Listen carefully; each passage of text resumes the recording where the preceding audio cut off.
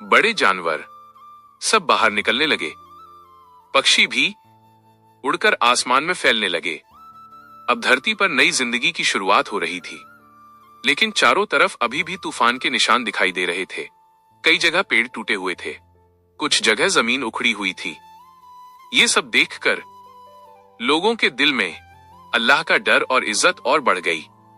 अब हजरत नूह अलैहिस्सलाम ने अपने साथियों से कहा, हमें इस धरती को फिर से बसाना है, हमें यहां नई जिंदगी शुरू करनी है और अल्लाह की इबादत करनी है। लोगों ने पूरी मेहनत के साथ नई शुरुआत करनी शुरू कर दी। उन्होंने छोटे छोटे घर बनाना शुरू किए, खेती करना शुरू किया और धीरे धीरे धरती पर फिर से जिंदगी बसने लगी। लेकिन इसी दौरान हजरत नूह अलैहिस्सलाम के दिल में एक गहरी उदासी भी थी। उन्हें अपने उस बेटे की याद आ रही थी जो तूफान में डूब गया था।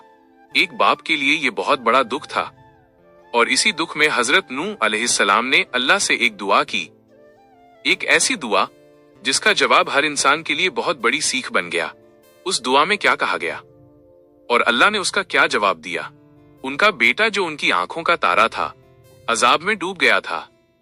हजरत नूह अलैहिस्सलाम ने अपने दिल की बात अल्लाह ताला के सामने रखी और कहा, आई मेरे रब, मैंने अपनी पूरी कोशिश की कि मेरी कौम तुझ पर ईमान लाए। मैंने उन्हें समझाया, उन्हें चेताया, लेकिन मेरी कौम के ज्यादातर लोग तेरी नजरों से दूर हो गए। मेरे बेटे ने भी तेरी राह से मुंह मोड़ लिया, अब वो डूब गया। आय अल्लाह, अगर तेरा रहम उसके लिए है तो उसे बचा ले, और अगर नहीं तो मुझे सहन करने की ताकत दे। तारांकन, ये एक सच्ची दुआ थी, एक बाप की दुआ जिसमें सब्र, मोहब्बत और अल्लाह की आज्ञा का भाव था।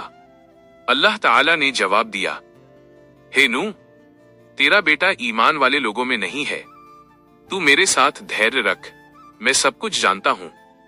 ये जवाब हजरत नूह अलैहिस्सलाम के लिए एक बहुत बड़ी इबरत और सबक था। हजरत नूह अलैहिस्सलाम ने समझ लिया कि किसी के ऊपर रहम या अजाब अल्लाह ताला ही तय करता है, कोई इंसान इसे बदल नहीं सकता। यह सीख हमें यह सिखाती है कि सब्र करना जरूरी है, अल्लाह पर भरोसा रखना चाहिए, और जो इंसान ईमान नहीं लाता उसके लिए हमें खुद को दुखी नहीं करना चाहिए, बल्कि उसे अल्लाह के फैसले पर छोड़ देना चाहिए। अब हजरत नूह अलैहिस्सलाम ने नई जिंदगी शुरू की। उन्होंने अपने ईमान वालों के साथ धरती पर फिर से बसावट और खेती बाड़ी शुरू की। धीरे धीरे धरती हरी भरी हो गई, जंगल, पेड़ पौधे और खेतों में फसलें उगने लगी।